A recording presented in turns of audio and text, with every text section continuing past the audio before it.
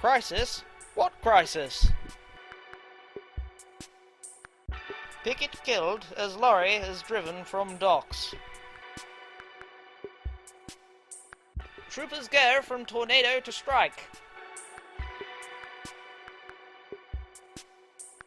The nation wins. General strike called off. Thatcher takes over number 10.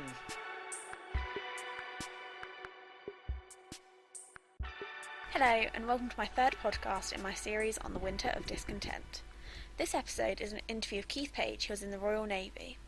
For 8 weeks he replaced striking firemen. If you listened to last week's podcast, you'll have heard Jeff talking about the green goddesses he saw in London. These were the Army's fire engines, and that's what Keith talks about in this podcast as well.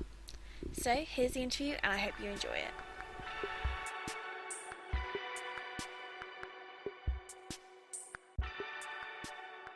How old were you in the Winter of Discontent, and where were you living? I was 19, and at the time I was in the Royal Navy, based at Chatham, at the Fleet Maintenance Unit. What work did you have to do during this time?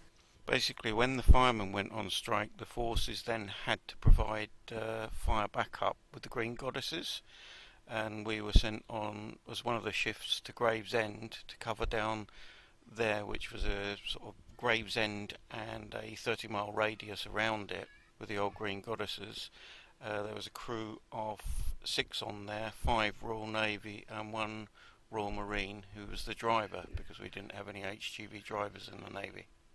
So how did the Winter of Discontent affect you personally? Yeah, it affected me personally in the sense that we had to provide the service of the fire brigade because they were out on strike, and it was over the Christmas of 1978, so the very little leave I had in the Royal Navy was cancelled due to the firemen's strike, which didn't go down too well with a lot of the forces people, but as we called them, the civilians were very good. They used to visit the fire station with box games, food and everything for us while we were there, although it was very basic. You know, we were actually living in a school canteen because we weren't allowed to use the real fire stations because they were picketed. So do you think that the civilians were all quite grateful for what you were doing?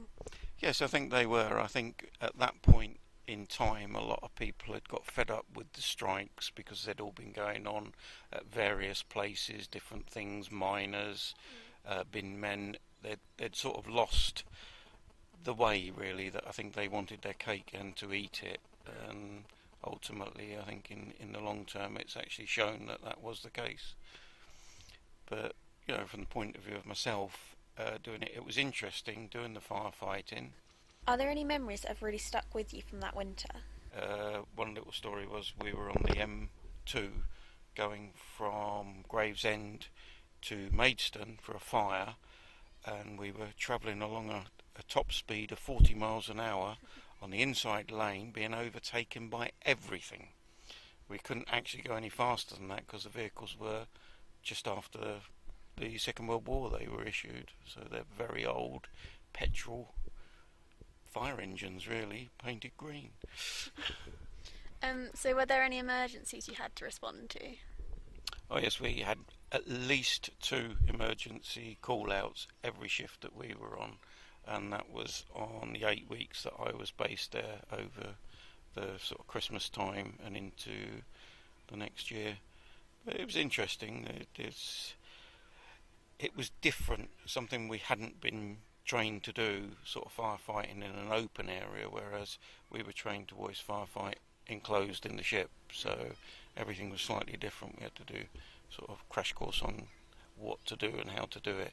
We did have support from station officers who weren't on strike from the fire service, so they always came out and advised as much as they could and helped where they could.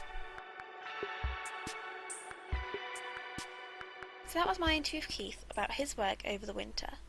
Next week will be my final podcast, where I'm going to be interviewing Patrick Barrett and looking at the effect on the wider population of the Winter of Discontent.